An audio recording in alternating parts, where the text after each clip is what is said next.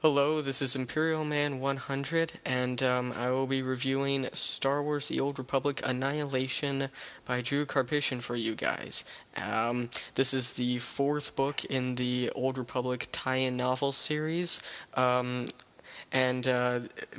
so far this is probably my third favorite book in the Old Republic tie-in series. I still yet have to read Fatal Alliance by Sean Williams, but this was a good book.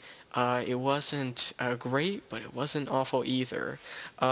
So in this book, you are introduced, more accurately, for any of you who have read The Lost Sons, you are reintroduced to Theron Shan, who is a kind of a secret agent for the Republic. He is the son of Satele Shan, a Jedi who you see in the Old Republic MMO RPG and the Hope trailer and the Return trailer for the Old Republic. Theron, however, has no special connection to the Force. He's he cannot be trained. The Jedi see him as, I know this might not be a word, untrainable, but so he has kind of become a secret agent for the Republic. He has like special skills for infiltration and stuff like that. He's a pretty unique character. He has a lot of depth to him, and this guy ends up with some, parents' issues and stuff like that. There's him, and then there is a Jedi named Nals Dural, who he's a Jedi whose apprentice, who is now Darth Carid, controls a Sith Empire superweapon called the Ascendant Spear, and what happens is Nals Dural and Theron is supposed to infiltrate the Ascendant Spear and make it defenseless against a Republic attack fleet in order to destroy it. In this book, you are also introduced to characters such as Satele, of course. We also get to see more depth with the character Jace Malcolm, who is the Republic commander you see in the Hope trailer. Only now he has a much higher position. You're also introduced to a couple of other Sith, but they don't really have a very consistent role throughout the book. There's also the fact you also have other characters such as, I guess, the director of the Republic Secret Service, if I'm not mistaken. That's right, the Marcus Trant, the director of the Republic Strategic Information Service. You also meet a character named Tefith, who is a smuggler for the Old Tyon Brotherhood, and she's kind of like a bratty sister to Theron. She insists that she doesn't want to see Theron again, but at the same time, she kind of has a soft heart for him. You're also introduced to Gorvich, who's kind of like a character that kind of has control over Tefith.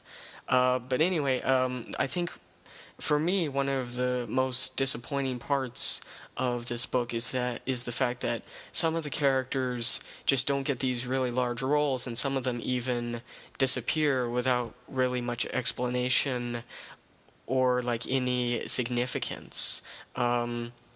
Characters such as Darth Carid, Nals Dural, Theron, they all have very big parts, and Satele has a pretty good part as well as Jace Malcolm. I think you'll be pleasantly surprised that there is a pretty big twist in this book. Is it you are Revan? Is it the level of you are Revan type of twist? Probably not, but it's a pretty big twist, and it adds a whole lot more depth and makes you think things about certain events in the Old Republic differently.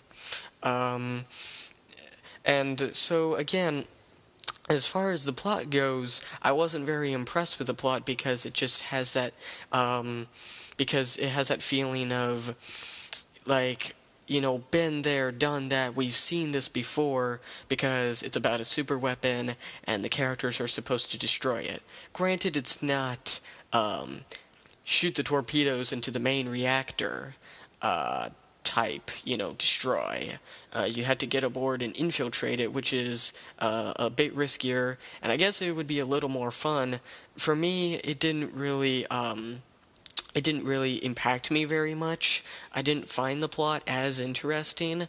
Some of the characters were great. I dig every scene with Satele in it. I absolutely love that character. I think she's a very interesting character, and Jace Malcolm is a very interesting character as well.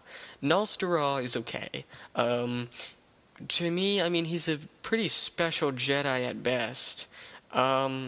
With Theron, it just kind of feels like we see him do the same thing over and over and over and over again. You see him do a lot of infiltrating and hacking into consoles and stuff like that. He even gets some humiliating scenes near the end of the book, which, I mean, it's pretty funny, but at the same time, it's just kind of like, oh, come on. I mean, how are you supposed to, how are you supposed to get past that alive and stuff like that? I found the action a little tedious. I thought the lightsaber duels were great, though. There were some very interesting lightsaber duels, and they were a lot of fun to read. Again, this was a good book. It wasn't great, but again, it wasn't awful. I could honestly only see myself read this book maybe 2 or 3 more times. Unlike books like Deceived by Paul S. Kemp or Revan, also by Drew Karpyshyn. Those books were, to me, way better. And I guess I just enjoy the more simple books that have kind of, that are like very, kind of pretty straightforward.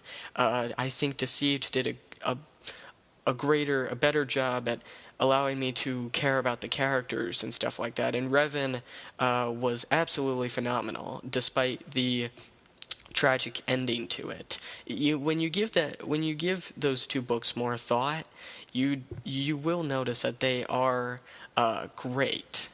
They are really great at what they're trying to accomplish. I still yet had to read Fatal Alliance by Sean Williams. I heard that book was pretty disappointing, but I'm going to get into it anyway, because it's the only other Old Republic novel I haven't read.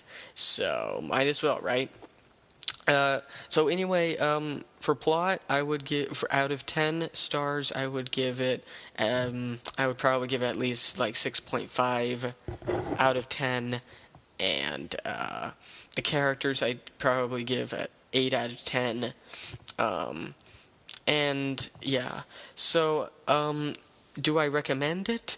For any of you like diehard Star Wars fans who just dig the EU and you guys love the Old Republic era, you might as well read this. And I think there is definitely one particular aspect of this book that makes reading it absolutely worth it. I mean, if you've gotten into so much of the Old Republic, you've watched the trailers, you've played the game, including well, I mean, the KOTOR games don't really give much impact for this book, but if you play the Old Republic and you've read the Old Republic comic book, The Lost Sons, and I mean, you've just totally dug the Old Republic stuff, you'll want to read this book.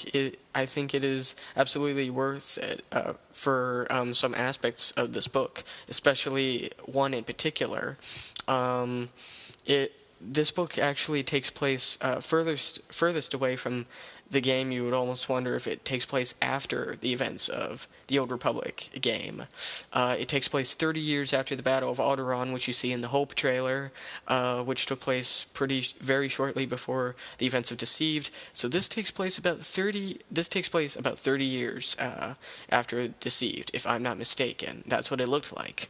That's what it said. So, that's my review for this book. One quick thing, I am the host of a podcast called Sith Empire Radio. So we talk Star Wars, but as a bonus, we do video game reviews. So I hope you guys check that out. We review Star Wars The Clone Wars episodes, as well as discuss Star Wars EU topics, and we review video games. So I hope you guys check that out, and I hope you guys keep watching my book reviews. I will be doing more of these. Thank you, guys.